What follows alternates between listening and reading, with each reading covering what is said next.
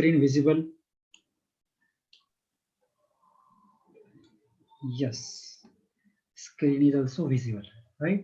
Great. So shall we begin then? So today in our special lecture, we are going to deal with the Nobel Prizes. Okay. Every year we heard a lot about Nobel Prizes. Okay. Nobel Prize in Physics, Nobel Prize in Chemistry, Nobel Prize in Medicine or Physiology, Nobel Prize in Economic Sciences, and Nobel Peace Prize. Okay. But however, we know very little about what a Nobel Prize is all about. Okay. From where it has come. Nobel जो जिसके नाम से दिया जाता है, who was Alfred Nobel. Okay. और ये सारी जो हिस्ट्री है,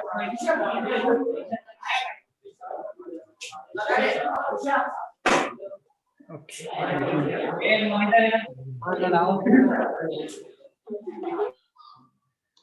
There is so much of noise. Please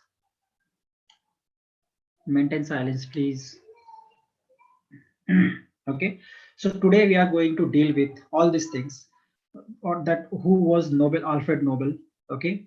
How he started this Nobel Prize, and Nobel Prize is given in how many categories. Okay.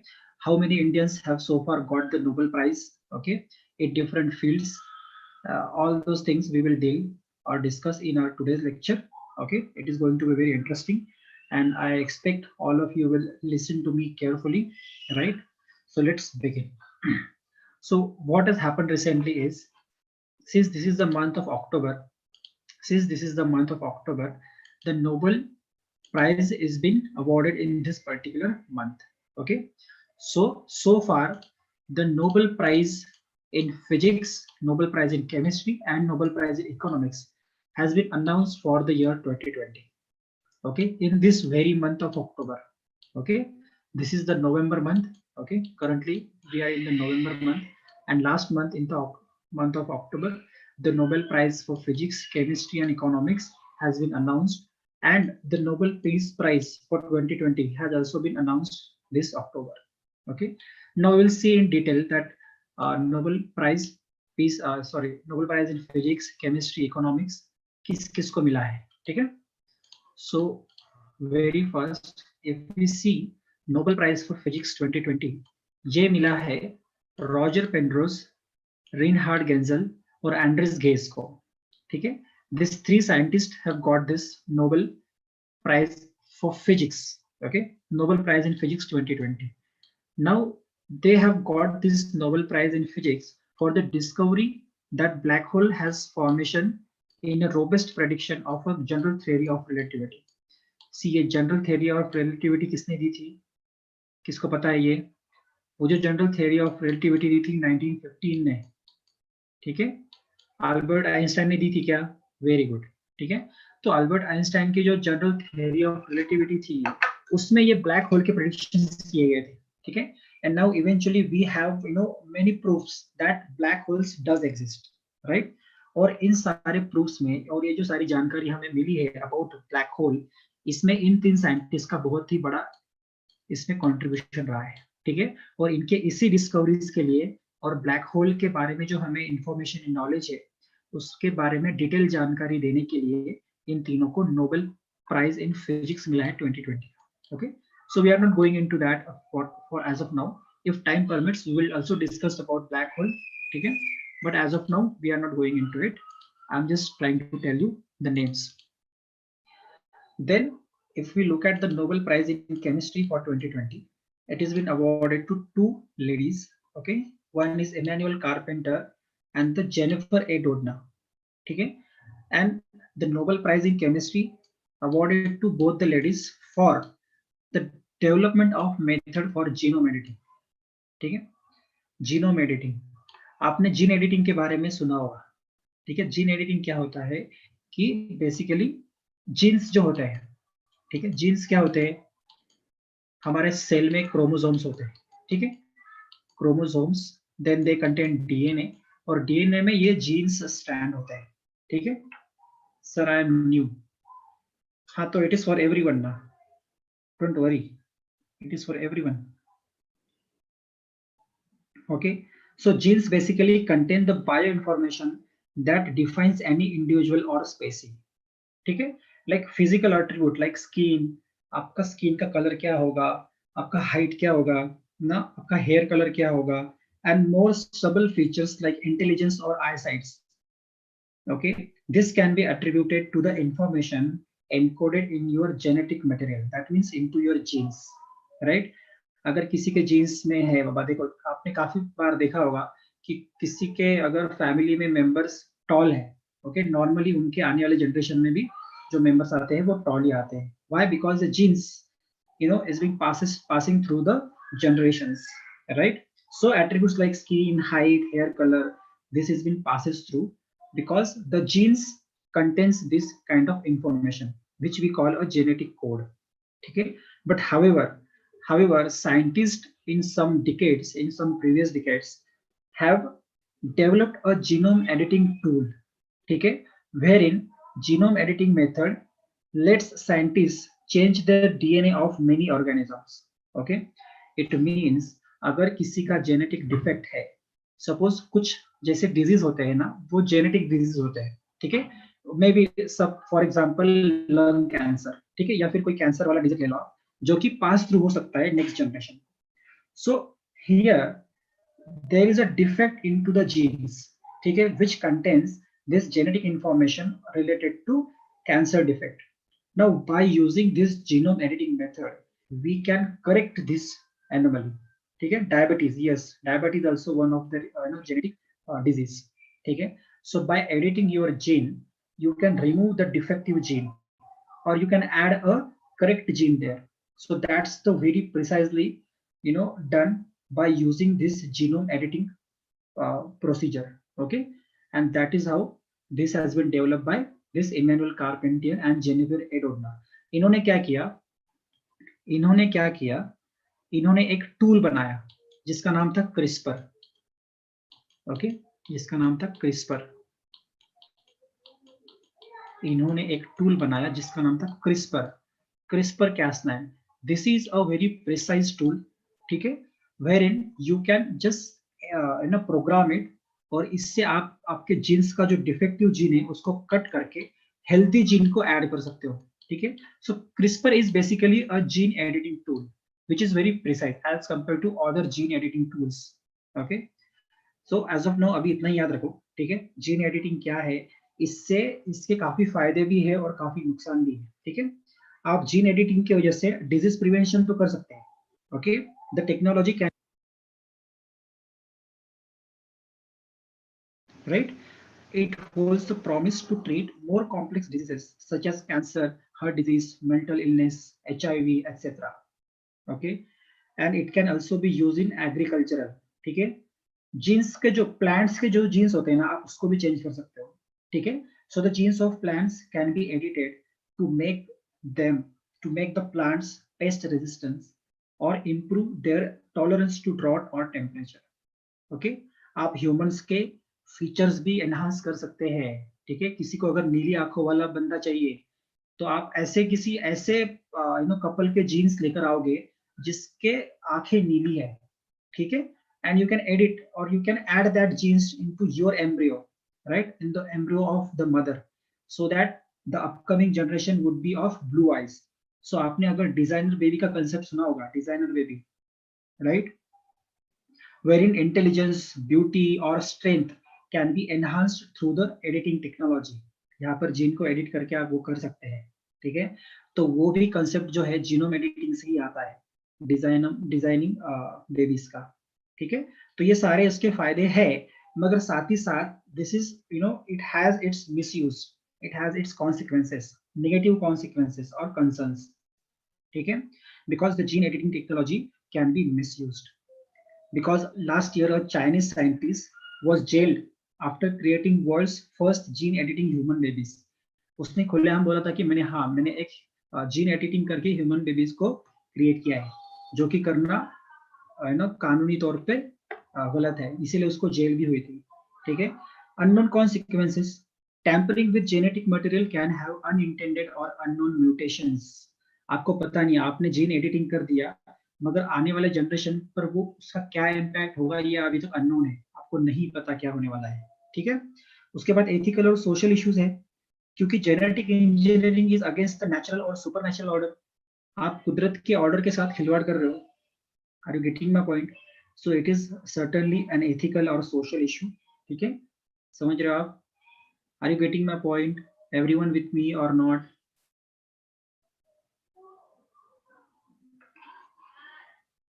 Are you with me students? Clear है? ठीक है। तो without regulation और जब तक पूरी तरह से आप सेफ्टी इंश्योर नहीं कर लेते, या जब तक आपको कॉन्सिक्वेंसेस नहीं पता चलते इसके इंटर जनरेशन कॉन्सिक्वेंस, आपने इस टेक्नोलॉजी को काफी संभल कर इस्तेमाल करना चाहिए, ठीक है। और खुद ये जो जेनिफर डोडना है, जिसको नोबेल प्राइज मिला है for chemistry for developing this CRISPR technology, वो खुद भी ये कहती है कि इसका मिसयूज बहुत हो सकता है और इसीलिए इसको रेगुलेशन के बिना इस्तेमाल नहीं करना चाहिए, ठीक है। सो जिसने इसको इन्वेंट किया है वो खुद भी प्रिकॉशंस लेने के लिए कह रहे हैं, right. So this was all about Nobel prize in chemistry. ये दोनों का नाम याद रखना और इनको किस लिए दिया गया है वो याद रखना। However, I will provide you these things in the notes. Okay, you need not to worry about it. Then if we move on to the economics, ठीक है, इकोनॉमिक्स का जो प्राइज मिला है 2020 का इकोनॉमिक्स में, वो इन दोनों बंदों को मिला है, ठीक है, पॉल आर मिलग्राम और रॉबर्ट बी विल्सन, ठीक है, इन दोनों को इकोनॉमिक्स में मिला है। अब हम इसमें और डिटेल में नहीं जाएंगे, मुझे आपको नोबेल प्राइज समझाना है पहले तो, if time permits we will go into it. Abhijit Banerjee को लास्ट ईयर का मिला था, ओके अंश। मैं अभी we are right now we are talking about 2020 Nobel prize, okay. Abhijit Banerjee, Esther Duflo, they got the Nobel Prize in Economics for 2019, okay. Now right now we are discussing about 2020 Nobel Prize, and the Nobel Peace Prize for 2020 went to World Food Program. अब ऐसा नहीं है कि peace prize सिर्फ किसी individual को मिले, okay, ऐसा नहीं है कि सिर्फ किसी इंडिविजुअल को पीस प्राइज मिलता हो। पीस प्राइज जो है किसी ऑर्गेनाइजेशन को भी मिल सकता है। As you can see on the screen, this year's Nobel peace prize went for world food programme, ठीक है। Now what is the world food programme? अब ये वर्ल्ड फूड प्रोग्राम को क्यों मिला है, वर्ल्ड फूड प्रोग्राम है क्या चीज, ठीक है। अब नॉर्वेजियन कमेटी जो है उसने वर्ल्ड फूड प्रोग्राम को चुना है for Nobel peace prize, okay, because world food programme has been awarded for its efforts to combat hunger and for its contribution to better the conditions for peace in conflict affected areas. Like if you see World Food Program, basically ये एक United nation का agency है, ठीक है। World food programme जो है ये एक फूड असिस्टेंस ब्रांच है, यूनाइटेड नेशन के अंदर आता है। It is also world's largest humanitarian organisation which addresses hunger and promote food security. If you go to some countries, they are really poor countries, okay. Many people die due to hunger there. Like if you see some of the African countries, and even if you see some of the Middle Eastern countries where there are conflicts going on, like for example Yemen, okay, if you go to Yemen, there are immense poverty, okay, immense hunger you see there. And in those areas, in such kind of areas, this World Food Program supports, okay, the people with the food, okay, and this is the largest humanitarian assistance body under United Nation. So ये इतना बड़ा काम करती है और उसको इसी काम के लिए नोबेल पीस प्राइज मिला है फॉर 2020, ठीक है। सो अगर आप 2019 की बात करो सिर्फ, so world food programme has provided assistance to close 100 million people in 88 countries. सिर्फ एक ही साल में जो है अराउंड 100 मिलियन पीपल को वर्ल्ड फूड प्रोग्राम ने असिस्टेंट दिया है in terms of food in 88 countries, ठीक है। So it has helped around 10 crore people in 1 year only, ठीक है, and that's why it deserves Nobel Peace Prize, right? चलो, so this was all about prizes किस किस को मिला है।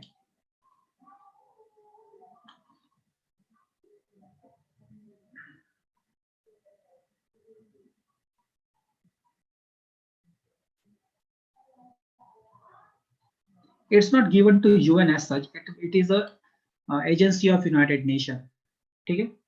हाँ डेफिनेटली उसका काम है, मगर हर कोई अपना काम इतना अच्छे से नहीं करता ना।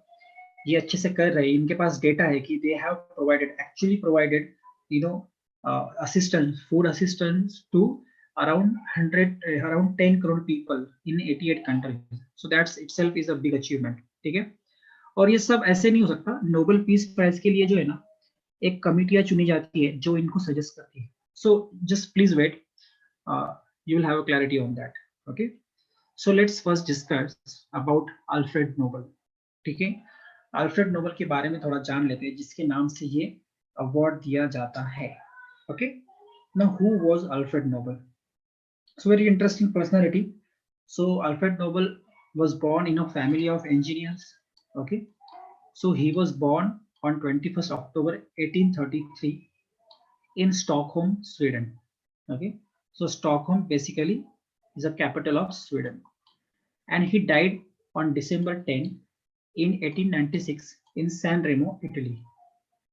Basically, if you see the life of Alfred Nobel, okay, he born in Stockholm, Sweden, then he moved to France, then he moved to Russia, then after he moved to United States, ऐसे काफी countries घुमा है वो, ठीक है, and finally he died in Italy. Okay, so he has seen many struggle in his life, he has seen many ups and downs in his life. His father was an engineer, ठीक है, उसके father की भी कुछ factories थी, ठीक है, explosives की फैक्ट्री बना थी उनकी। उन्होंने रशिया में जाकर एक्सप्लोजिव्स बनाना शुरू कर दिया था, ठीक है। जब वो स्वीडन में रहते थे तब वहां पर उनका जो है वो काम चला नहीं और वो बैंकक्रप्ट हो चुके थे।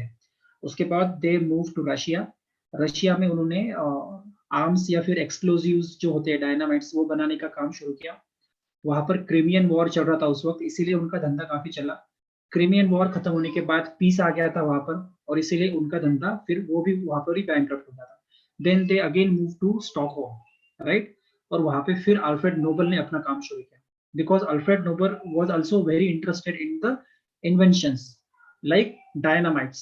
डायनामाइट्स जो है, ठीक है, डायनामाइट जो है ये उसका अब तक का सबसे फेमस इन्वेंशन है। डायनामाइट आपको पता है ना, एक्सप्लोजिव्स, डायनामाइट। आजकल आप देखोगे डायनामाइट काफी अच्छे इस्तेमाल के लिए भी किया जाता है, सिर्फ वॉर में ही नहीं। तो आपको अगर टनल बनाने हैं या आपको रोड्स बनाने हैं, आपको हिल्स को ब्लास्ट करना है, तो डायनामाइट्स इस्तेमाल होते हैं, ठीक है। This was the famous invention of Alfred Nobel. Alfred Nobel ने इतने इन्वेंशन किए थे कि उसके नाम पर लगभग 355 पेटेंट्स रजिस्टर थे, ठीक है, in various countries. In various countries, he had around 355 patents registered under his name. Okay, and besides explosive, Nobel made many other inventions such as artificial silk and leather, and altogether, her registered more than 350 patents in various countries, as I already told you. Okay, at his death, his worldwide business empire consisted more than 90 factories. ठीक है, life time में उसका अगर आप देखोगे 90 factories का empire उसने खड़ा किया था, और ज्यादातर उसमें जो थे मैन्युफैक्चरिंग एक्सप्लोजिव एंड एम्यूनिशन ही थे, मतलब बॉम्ब्स, एक्सप्लोजिव, ये सब, राइट, युद्ध सामग्री, यही सब वो करता था। But however he has another angle to his life. Let me tell you very interesting fact about Alfred Nobel, that he was very fluent in English, French, German, Russian and as well as Swedish. इतने सारे languages उसको आते थे, okay, and he never married. He was a single throughout his life. He never married, okay, he never married, and he had an abiding interest in the literature, and he wrote plays, novels, poems, और इसमें से कभी भी almost कोई भी चीज उसने कभी publish ही नहीं की, ठीक है। He had interest in novels and poems also. In fact, he written many poems and novels, right, but he never published that. He never published that. So this shows his interest in literature as well, and that's why Nobel Peace Prize in literature is also given, right? Okay, in the memory of Alfred Nobel. समझ में आ गया? इतना Alfred Nobel के बारे में काफी है, आपको उसकी लाइफ के बारे में समझ में आ गया, बट उसकी लाइफ काफी पैराडॉक्सिकल रही है, ठीक है। The person who invented powerful explosives which is used in modern warfare, but also established the world's most prestigious prizes for intellectual services render to humanity. Okay, और सबसे इंटरेस्टिंग बात ये है कि at his death his worldwide business empire consisted 19 factories, okay, that you know already.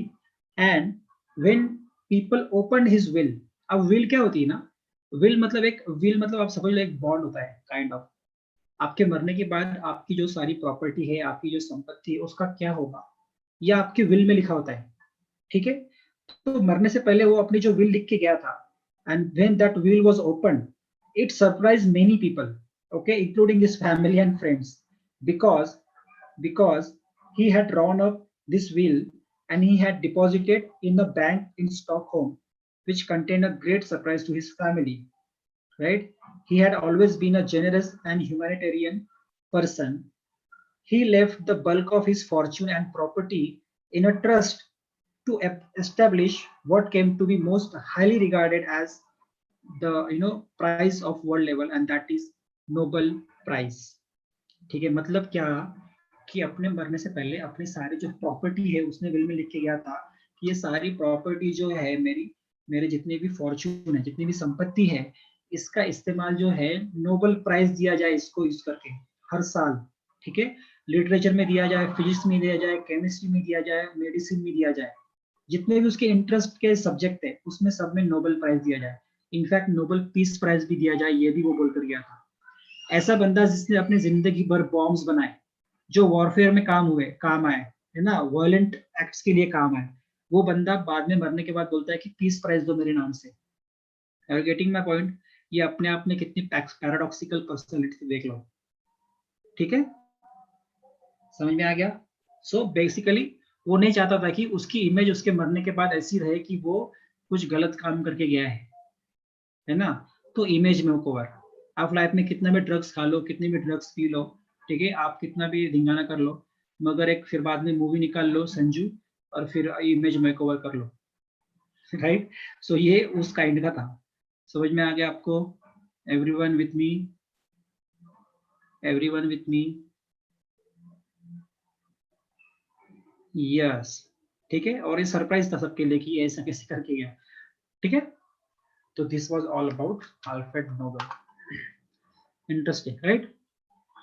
चलो, so let's move on to the next point, next important point, which is history of Nobel Prize. Okay, half of the part I have already explained you, that on 27 November 1895 Alfred Nobel signed his last will and testament, giving the largest share of his fortune, more than ADCI 31 million। ADCI मतलब ये Sweden का currency, ठीक है, Swedish krona बोलते हैं जिसे, okay, Swedish krona बोलते हैं। अब ये 31 मिलियन था उस वक्त का। अगर इसकी आज की कीमत देखोगे तो वो है 1700 मिलियन स्वीडिश क्रोना। अब एक Swedish krona equal to something एसी की अगर आप देखोगे आज की डेट में, एक Swedish krona is something 8.6 rupees या 8.7 रुपीज जो भी है, ठीक है। आप लगभग इसको 9 रुपीज पकड़ लो, ठीक है, आप इसको 9 रुपीज पकड़ लो। सो 1 एसी की, okay, in today's time it is around 9 rupees, 1 Swedish krona, not corona। ये कोरोना का इतना इम्पैक्ट हो गया था कि कोरोना बोलने से पहले कोरोना आ जाता है। Anyway, so 1 Swedish krona, okay, is equal to around 8.6 rupees, right? अब नाउ सी, कितनी बड़ी वेल्थ थी उसने क्या कहा कि इसको कन्वर्ट करो इनटू अ फंड, एक फंड बनाओ इसका, और इसको इन्वेस्ट करो एक सेफ सिक्योरिटीज में। जो भी कमाई होगी उस कमाई से लोगों को जो प्राइज मिलेगा नोबेल प्राइज, उसमें उसको प्राइज दिया जाए। क्योंकि नोबेल प्राइज में आप देखो आज का जो रेट है Nobel prize 10 million Swedish krona दिया जाता है जिसको भी नोबेल प्राइज मिलता है फॉर 1 पर्सन, ओके। अगर इकोनॉमिक का प्राइज किसी 2 बंदों को मिला है, ठीक है, तो ये इनको दोनों को 5 मिलियन क्रोना मिलेगा, राइट। 2020 का ये रेट था। इसका मतलब 5 crore rupees. If you convert it into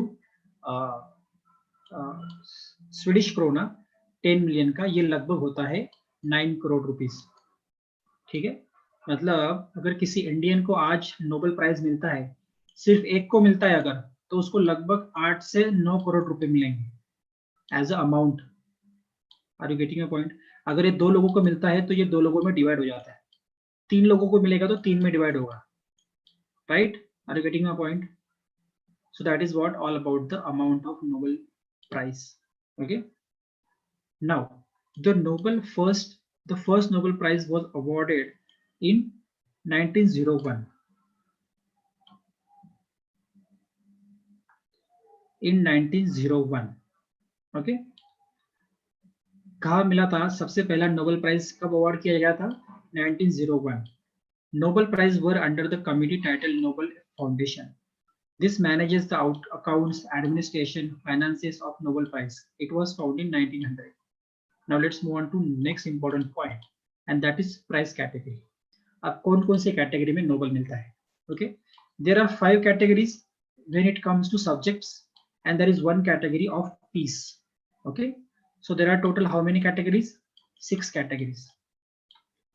So Nobel Prize were initially given in the areas of physics, chemistry, physiology और medicine. ये एक ही कैटेगरी पूरी, ठीक है? फिजियोलॉजी बोलो या मेडिसिन बोलो, लिटरेचर एंड पीस, पहले इतने ही को ही दिया जाता था, ठीक है, शुरू से। मगर in 1968 the central bank of Sweden established the new category and that is Nobel prize in economic science. हमेशा याद रखना, इकोनॉमिक साइंस का जो कैटेगरी है ये बाद में ऐड हुआ है, बाद में मीन्स 1968। शुरू से जब से नोबेल प्राइज दिया जाता है, कब से नोबेल प्राइज दिया जा रहा है? 1901 से। ओके, 1901 से जो नोबेल प्राइज दिया जा रहा है उसमें ये 5 कैटेगरीज थी सिर्फ। ये जो 6 कैटेगरी है नहीं इकोनॉमिक साइंस की, ये 1968 में ऐड की गई थी। Okay, by the central bank of Sweden in the memory of Alfred Nobel only. We getting my point? So total कहाँ कहाँ दिया जाता है अभी आप देखो, फिजिक्स में, केमिस्ट्री में, फिजियोलॉजी या मेडिसिन में, लिटरेचर में, पीस में और इकोनॉमिक्स में, ठीक है? सो this was all about price categories. और ये जो 6 के से प्राइस कैटेगरीज है, अलग अलग इंस्टीट्यूशन इनको देते हैं। Like if you see Nobel prize in physics, it has been awarded by Royal Swedish Academy of Sciences. Okay, if you see Nobel Prize in chemistry, it is also awarded by the Royal Swedish Academy of Sciences. Again, same. But if you see Nobel Prize in physiology or medicine, it is awarded by Karolinska Institute. ये भी Sweden में ही है, ठीक है? Another institute. बहुत important points है सारे के सारे एग्जाम पॉइंट ऑफ व्यू से, ठीक है? आपको ये डिफरेंस पूछा जा सकता है। And now if you see Nobel Prize in literature, it is awarded by Swedish Academy. Okay, this Swedish Academy again comes under this Royal Swedish Academy institutions only, ठीक है? उसी का पार्ट है ये, but it's quite different. Now if you see Nobel Memorial Prize in Economics, it is awarded by Sveriges Riksbank. अब ये जो है सेंट्रल बैंक है स्वीडन का, ये एक और अलग institution. And if you see Nobel Prize in Peace, it is awarded by Norwegian Nobel Committee. तो आप देखो ये दो एक ही ऑर्गेनाइजेशन के द्वारा किए जाते हैं, ठीक है? एक ही इंस्टीट्यूट, ये अलग, ये अलग, ये अलग और ये भी अलग। 6 के 6 प्राइजेस में आप देखोगे तो ये दोनों को छोड़ दिया जाए तो बाकी चारों डिफरेंट डिफरेंट ऑर्गेनाइजेशन द्वारा अवार्ड दिए जाते हैं। Is that clear? सारे के सारे नोबेल प्राइज एक ही ऑर्गेनाइजेशन नहीं देती। Is that clear everyone? सबको समझ में आ गया? तो ये इंफॉर्मेशन आपको मैं दूंगा, आपको ये पढ़ना है, ठीक है? इंपॉर्टेंट इंफॉर्मेशन है। Sir means all Nobel prizes are awarded in Sweden only? No, not all Nobel prizes are awarded in Sweden. No no no no, except one, and I'll tell you what. See here, I'll tell you that. Okay, not here, in next slide I'll tell you that. Shrivardhan, hold on. Okay, how candidates are nominated? अब nominate कैसे किया जाता है candidates को? The Nobel committees of 4 prize awarding institutions every year invite thousands of members of academies, university professors, scientists, previous Nobel laureates, and members of parliamentary assemblies, among others, to submit candidates for the Nobel Prize for the upcoming years.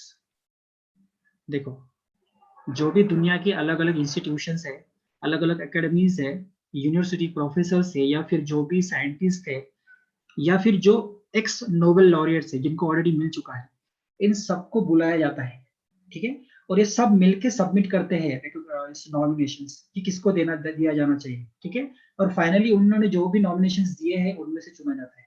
Now this nominators are selected in such a way that as many countries and universities as possible are represented over time, है ना. मतलब सिर्फ और सिर्फ हमेशा तुम सिर्फ western countries के साइंटिस्ट को या वेस्टर्न कंट्रीज के यूनिवर्सिटीज को या वेस्टर्न कंट्रीज के प्रोफेसर्स को नहीं बुलाओगे.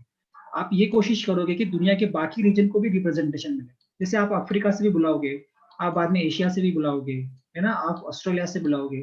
तो ऐसा कोशिश की जाती है कि they are selected in such a way that as many countries and universities as possible are represented over time. Okay, and the most important thing that one cannot nominate himself or herself for a Nobel Prize. आप खुद को वहां पर कोई nominate नहीं कर सकता. Is that clear? One cannot nominate himself or herself for the Nobel Prize. That's the important fact. Okay, is that clear? Is that clear to everyone? Now let's move on to next important thing about Nobel Prizes. Okay, अब ये आपको पता चलेगा कि nomination कैसा होता है. Now the Nobel Prize award ceremonies, ये क्या है, ठीक है. So as I told you that Nobel laureates are announced at the beginning of October each year. So as you can see, I shown you in the beginning of the lecture only about the Nobel Peace Prizes in Nobel Prizes in physics, chemistry, economics. I show you. Then I show you the Nobel Peace Prize for World Food Program.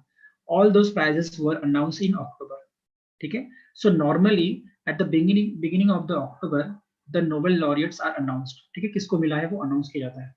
Then a couple of months later, in December, like on 10 December, which is a death anniversary of Alfred Nobel. ठीक है, ये सारे receive किए जाते हैं Nobel prize by the Swedish king. ठीक है, announce कब होते हैं? अक्टूबर में. मिलता कब है उनको? सेरेमनी कब होता है? 10 दिसंबर को, which is the anniversary of Alfred nobles death. और किसके द्वारा दिए जाते हैं? स्वीडिश किंग के द्वारा. Now comes the point. Srivardan, now listen this. All Nobel prizes are awarded in Stockholm, Sweden. Okay, all Nobel prizes are awarded in Stockholm, Sweden, except for the Nobel Peace Prize. Did you get that now? As I told you, yes, all awarded in the Sweden except for one. Okay, except for one. All the subjects prizes like physics, chemistry, physiology, literature, और कौन सा बचा है? Economics. ये सारे के सारे आपको स्टॉकहोम में मिलेंगे, विच इज स्वीडन. ठीक है, but however Nobel peace prize is awarded in Norway. ठीक है, इन ओस्लो. याद रखना. अब इसको कैसे याद रखोगे? मैंने इसके पहले भी हमारे स्टूडेंट्स को बताया था. तो ये जो जितने भी सब्जेक्ट है, physics, chemistry, physiology, right, literature और इकोनॉमी, ये 5 सब्जेक्ट है. अब इनका एक स्टॉक है. ठीक है, सब्जेक्ट्स का क्या है? स्टॉक है. इन सारे सब्जेक्ट्स का एक स्टॉक है, इसीलिए ये स्टॉकहोम में मिलता है. ठीक है, इसीलिए ये स्टॉकहोम में मिलता है, राइट. और एक ही प्राइज है जो इनसे अलग है, वो है पीस प्राइज. पीस प्राइज मिलता है ओस्लो में. ठीक है, ओस्लो में. ओस्लो कहाँ पे है? ओस्लो कहाँ पे है? नॉर्वे में. ठीक है, दोनों के दोनों स्कैंडिनेवियन कंट्रीज है, हम देख चुके हैं ऑलरेडी. ठीक है, हमारे जो स्टूडेंट है, if my regular students are present, they would know this. ठीक है, I have already shown you these particular countries on the map. Okay, if you remember, we have already seen these countries: Stockholm, Sweden, Norway, Finland, Denmark. All these countries we have already seen on the map, if you remember, right? So they are neighboring countries. In fact, Norway और Sweden जो है 1905 तक एक ही थे. ठीक है, 1905 तक एक ही कंट्री थी दोनों, मगर 1905 के बाद Norway become an independent country. ठीक है, इंडिपेंडेंट किंगडम. समझ में आ गया? तो जब नोबेल प्राइज देना शुरू हुआ था 1901 से, तब नॉर्वे और स्वीडन जो है ये एक ही कंट्री थे, बट 1905 से दोनों अलग अलग बने थे. ठीक है, 1905 से दोनों अलग कंट्री बन गए थे, दो अलग. और इसीलिए ये सारे सब्जेक्टिव जो सब्जेक्ट्स के नोबेल प्राइज है वो स्टॉकहोम में दी जाते हैं which is the capital of Sweden, और नोबेल पीस प्राइज जो है वो ओस्लो में दिया जाता है which is the capital of Norway. Is that clear everyone with me? Did you get that distinction? ये डिस्टिंक्शन सबको पता चल गया? यहाँ पे कोई कंफ्यूजन नहीं है? Shrivardhan, are you clear about this fact?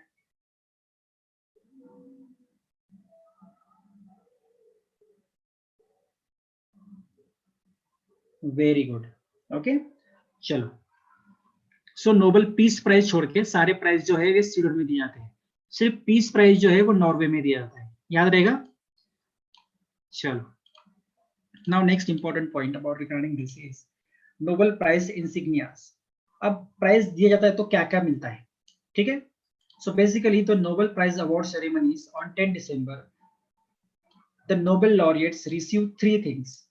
ठीक है, जो भी विनर होता है वो 3 चीजें उनको दी जाती है. One is a Nobel diploma, second is a Nobel medal, and third is a document confirming the Nobel Prize amount. Okay, that is 10 million Swedish krona as of now for 2020. Okay, तो ये amount मिलती है. तो 3 चीजें दी जाती है. कौन कौन सी? A Nobel diploma, then a Nobel medal and a document confirming the Nobel Prize amount. Now I'll show you one by one all these 3 things. First of all, we will see a Nobel diploma. Okay, a Nobel diploma. ये जो Nobel diploma क्या होता है? A Nobel diploma is a unique work of art created by foremost Swedish and Norwegian artists and calligraphers. ठीक है, सो ये जो आप देख रहे हो इनके हाथ में, कौन है ये दोनों जो खड़े? ये दोनों कौन है? इनका नाम बताओ. ये नोबेल डिप्लोमा लेकर खड़े हैं. ठीक है, इनके हाथ में जो कैटलॉग दिख रहा है आपको, इसको नोबेल डिप्लोमा भी बोलते हैं. हाँ, कौन है दोनों? Yes, yes, she is Malala Yousafzai and he is Kailash Satyarthi. Very good. ठीक है, she got the Nobel Prize for her efforts for girls education and Kailash Satyarthi got Nobel Prize for his Bachpan Bachao Andolan. Right? He works for the betterment of children, for the safety of children in India. Is that clear? तो ये दोनों के दोनों को Nobel peace prize मिला था. Do you remember that? Do you remember that? Yes. Okay, अब इनके हाथ में जो आप ये कैटलॉग देख रहे हो ना, यहाँ पे ये साइड जो है ना, इसको बोलते हैं नोबेल डिप्लोमा. ठीक है, ये जो कैटलॉग देख रहे हो ना, कैटलॉग देख रहे हैं ना हाथ में आप, ये सर्टिफिकेट टाइप होता है. ठीक है, जिसके एक साइड पे सर्टिफिकेट होता है जहाँ पे इनका नाम लिखा होगा. ठीक है, Kailash Satyarthi is being awarded वगैरह वगैरह. ठीक है, वो उनके कैलीग्राफी में लिखा होता है प्रॉपर्ली. और यहाँ पे एक उन्होंने आर्ट दिया होता है, इनका कोई पेंटिंग दी होती है. ओके, ये स्वीडिश और नॉर्वेजियन जो पेंटर्स होते हैं या आर्टिस्ट है, उनके द्वारा बनाई गई ये आर्ट होती है. ठीक है, तो ये एक चीज मिलती है जिसको हम नोबेल डिप्लोमा कहेंगे. Is that clear? सबसे पहले तो ये याद रखो. ठीक है, जो दूसरी चीज हमने देखी थी वो क्या है? अ नोबेल मेडल. ओके, ये नोबेल मेडल ऐसे दिया जाता है विच इज अ गोल्ड. ये गोल्ड का होता है. ठीक है, जिसपे अल्फ्रेड नोबेल का आपको पिक्चर मिलेगा. ठीक है, और उसकी बर्थ और डेट मिलेगी आपको.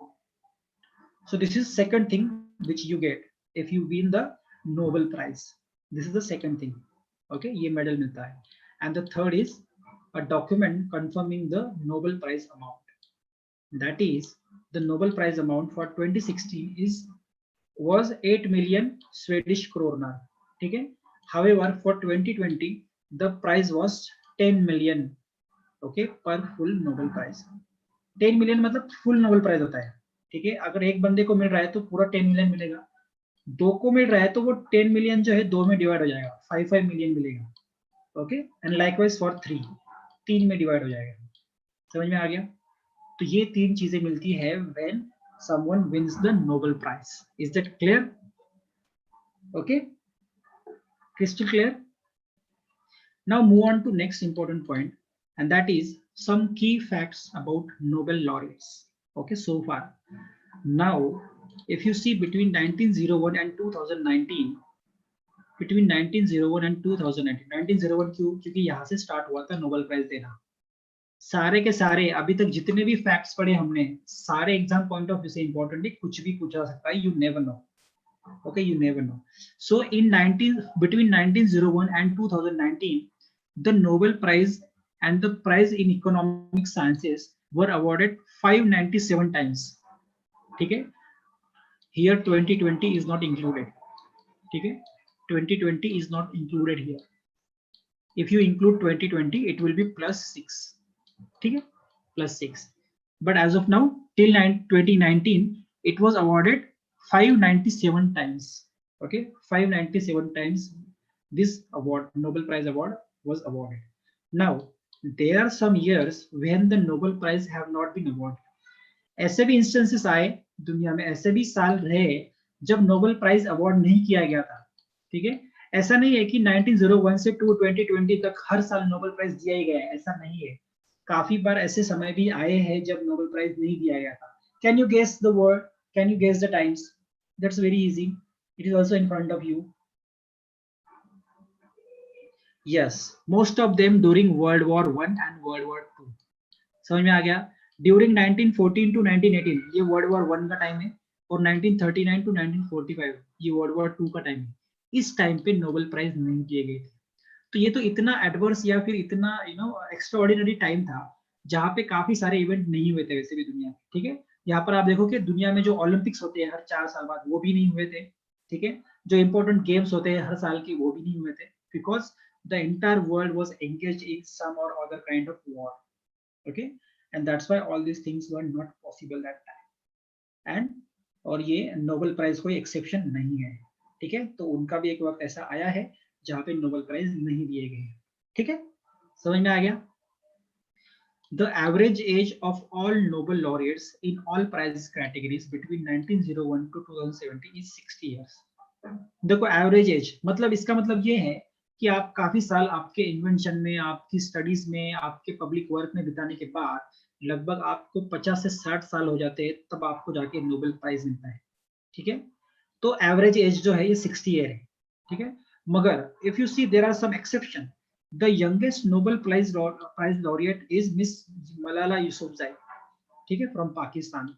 मलाला यूसुफजई जो है अब तक की सबसे यंगेस्ट नोबेल लॉरिएट है. जब उसको नोबेल मिला था 2014 में, she was just 17 year old there. Okay, she was just 17 year old. Is that clear? So she is the youngest Nobel laureate, and the oldest Nobel laureate is John B. Goodenough. ये John B. Goodenough जो है इसको Nobel मिला है at the age of 97 years. At the age of 97 years. ठीक है, when he was not good enough, even though his name is good enough, but he wasn't good enough physically to receive it. Anyway, jokes apart, John Goodenough को जो है physics में मिला था. नहीं, physics में नहीं मिला था, इसको केमिस्ट्री में मिला था. आई थिंक इसको चेक कर लेना एक बार. ये जो लिथियम आयन बैटरीज है ना हमारे मोबाइल में, लैपटॉप्स में जो बैटरीज हम आज यूज करते हैं ना, ये इनकी देन है, गुडइनफ की. ठीक है, गुडइनफ का काफी बड़ा कंट्रीब्यूशन रहा है ये सारे लिथियम बैटरीज को प्रोड्यूस करने के पीछे. ठीक है, अगर ये लिथियम बैटरीज प्रोड्यूस नहीं होती तो हम ऐसे पोर्टेबल डिवाइस नहीं यूज कर पाते आज. ठीक है, जो कि डिसकनेक्टेड है for any supply, power supply. So this lithium ion battery जो आपके मोबाइल में होती है, लैपटॉप्स में होती है, जो आप लेकर कहीं भी घूम सकते हो, इसमें जॉन बी गुडइनफ का काफी बड़ा कंट्रीब्यूशन रहा है for the development of lithium ion batteries. Okay, और लास्ट ईयर ही मतलब 2019 का ही जो नोबेल प्राइज मिला था केमिस्ट्री, वो जॉन बी गुडइनफ को मिला था. 3 लोगों ने मिलकर शेयर किया था, उसमें एक गुडइनफ थे. ठीक है, और वो अब तक के सबसे ओल्डेस्ट नोबेल लॉरिएट है. ओके, चलो, सो यंगेस्ट और ओल्डेस्ट पता चल गया सबको कौन कौन है. Yes, for chemistry he was given award for chemistry. ठीक है, इसके लिए जो है मतलब गुडइनफ के साथ और कौन से 2 लोगों को मिला था नोबेल प्राइज इन केमिस्ट्री?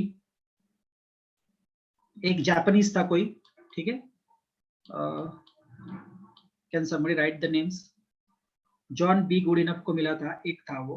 और 2 कौन थे जिनको नोबेल प्राइज इन केमिस्ट्री मिला है for 2019? Can you name them? along with John Goodenough, 2 other scientists who got this Nobel Prize in Chemistry 2019. Nobody knows?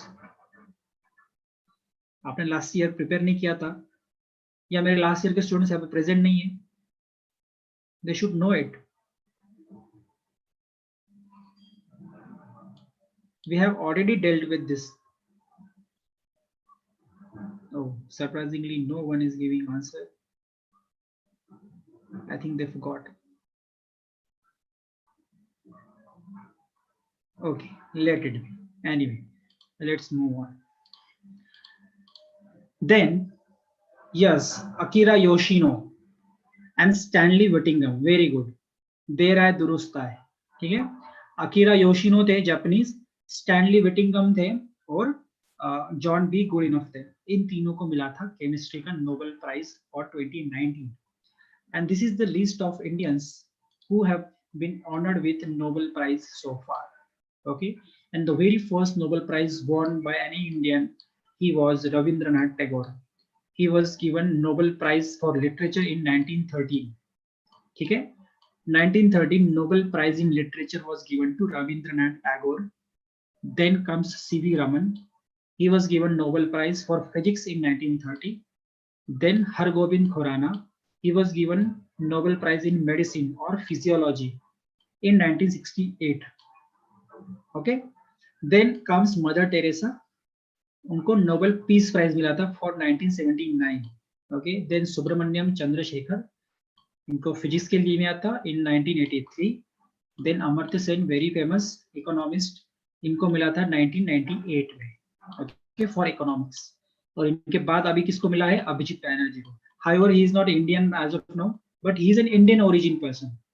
ठीक है, Abhijit Banerjee is an Indian origin. ठीक है, so उनको मिला है for 2019 मिला था. ठीक है, 2019 के लिए उनको मिला था.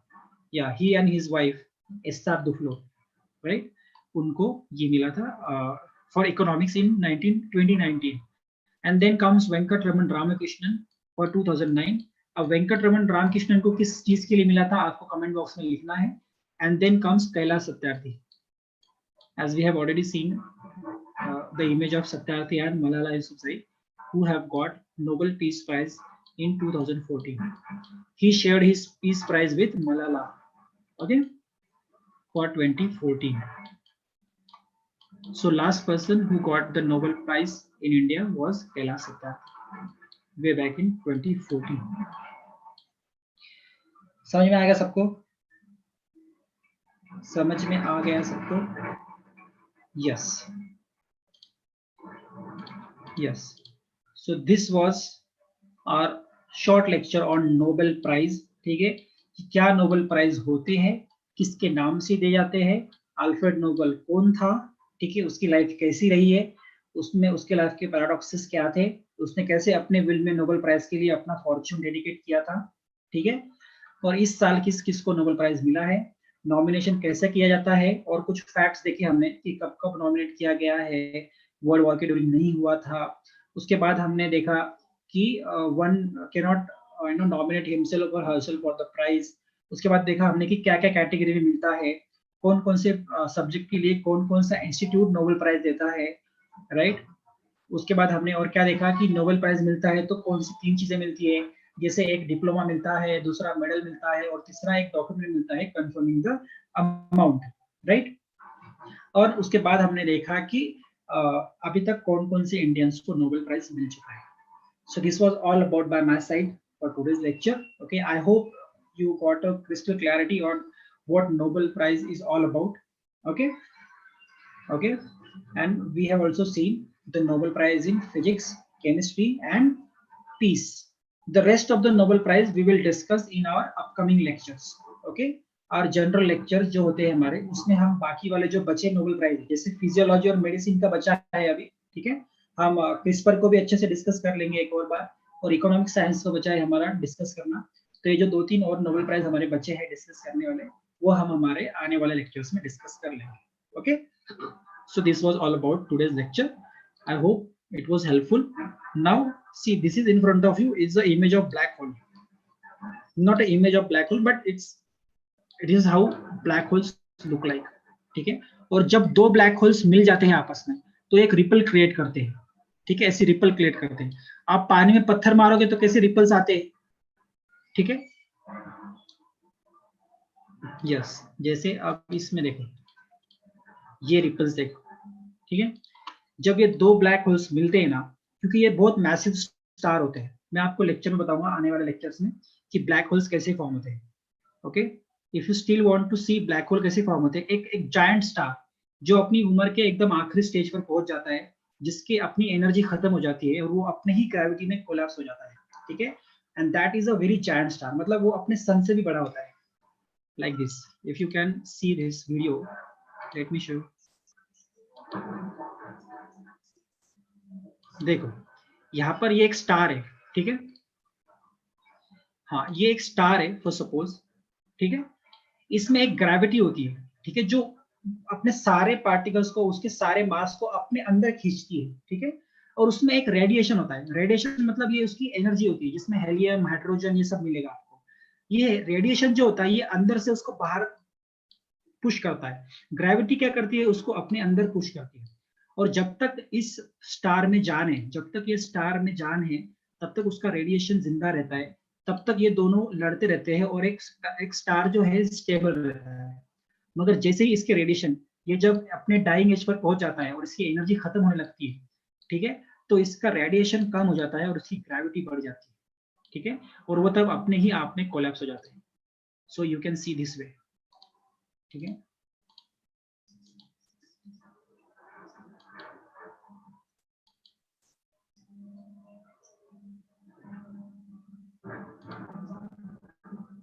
Now see this scenario.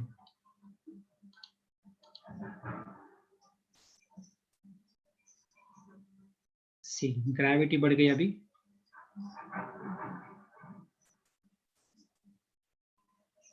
This, देखो, due to immense gravity it collapses among itself.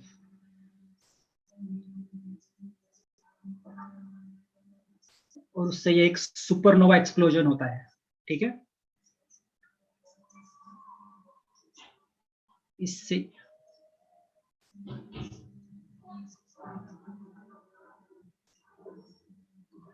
तो ये है ऐसे एक ब्लैक होल बनता है, ठीक है। तो ये एक इंट्रोडक्टरी था आपके लिए, जैसे एक आइडिया है आपको, बाकी डिटेल में हम इसको बाद में डिस्कस करेंगे, ठीक है। No need to worry about. Got it everyone? Everyone, चलो, so this was all about our today's lecture. I'll see you soon. Probably tomorrow. Tomorrow we will be having a offline lecture. Okay. Tomorrow we'll be having an offline lecture at 10 to 12. So I'll see you there, and we will discuss the remaining part in our next lecture. Okay. So hope to see you soon. Till then, take care, study well, and revise our notes. I'll share these notes as soon as possible. Okay. Chalo. Bye bye.